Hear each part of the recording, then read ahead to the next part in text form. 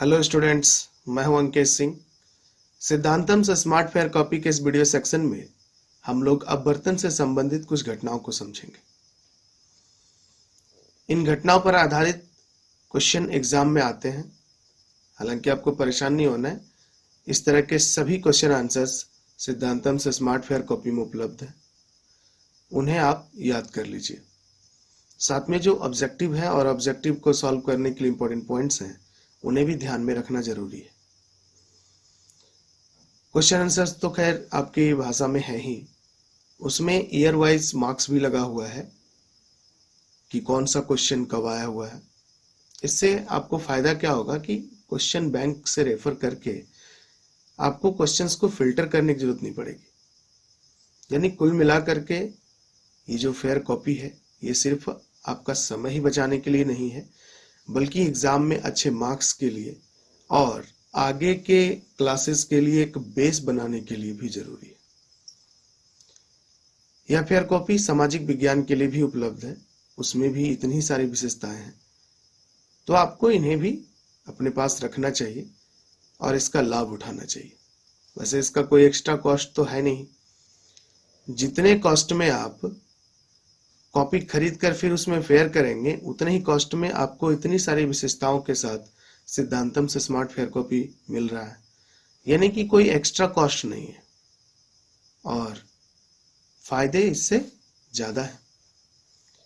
तो चलिए हम लोग अपने टॉपिक पर लौटते हैं और समझते हैं कि तारे क्यों टिमटिमाते हैं। पृथ्वी का वायुमंडल हमेशा शांत नहीं रहता है, इसमें गर्म हवाएं और ठंडी हवाएं बहती रहती है। चूंकि गर्म हवाओं का घनत्व और अपवर्तनांक ठंडी हवाओं की अपेक्षा कम होता है, तो हम लोग कह सकते हैं कि वायुमंडल का अपवर्तनांक एक समान नहीं है। इससे होता क्या है कि जब तारों से आने वाला प्रकाश वायुमंडल से गुजरता है, तो उसका अपवर्तन भी एक समान रूप से नहीं होता। यानी कि वह प्रेक्षक की आंखों तक एक समान रूप से नहीं पहुंचता है। यह कभी पहुंचता है, कभी नहीं पहुंचता है, क्योंकि इसकी दिशा बदलती रहती है।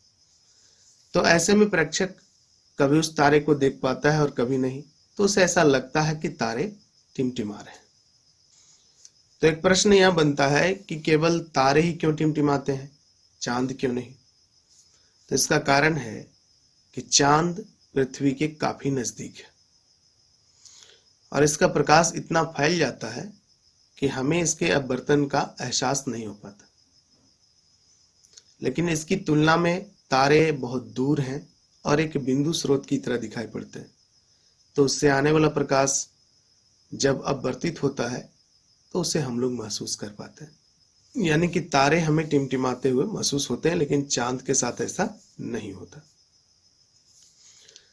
अब अपवर्तन से संबंधित अगली परिघटना को समझने से पहले हम लोग प्रिज्म को समझ लेते हैं। प्रिज्म एक पारदर्शक माध्यम है।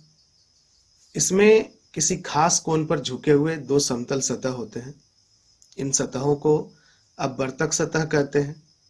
जहां पर ये सतहें एक दूसरे से मिलती हैं, उसे अपवर्तक कोर कहते हैं।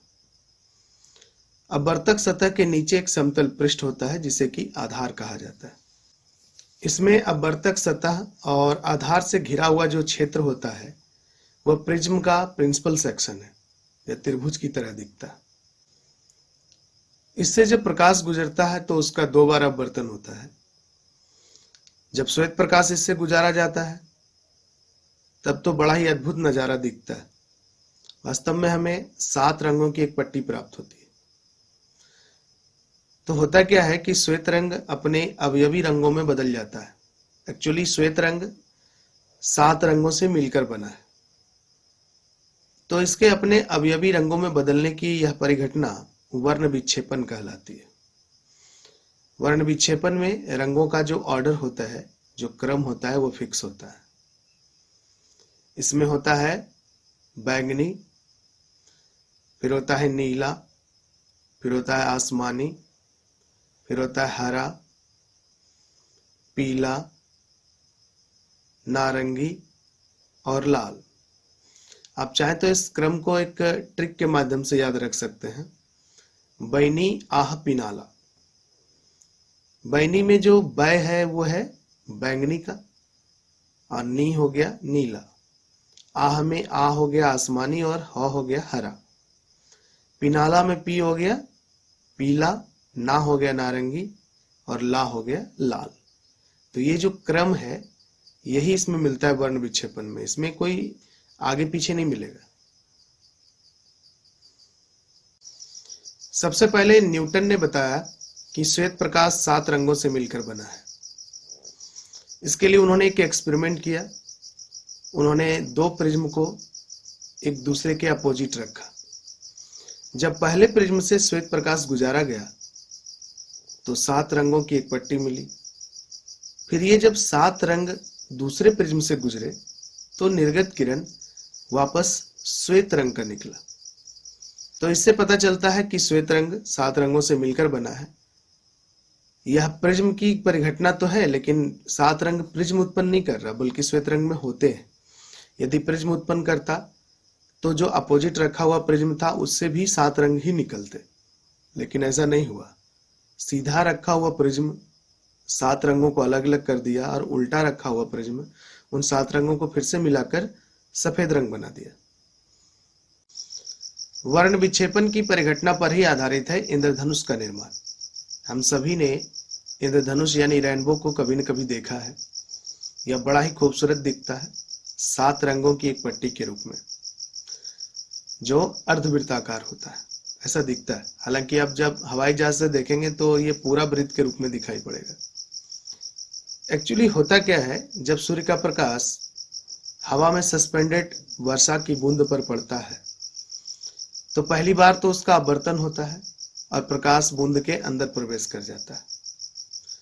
फिर इसका होता है परावर्तन और वापस बूंद से बाहर निकलते समय एक बार और इसका अपवर्तन होता है, जिससे इसमें मौजूद सभी रंग अलग अलग हो जाते हैं और हमें 7 रंगों का यह खूबसूरत इंद्रधनुष दिखाई पड़ता है।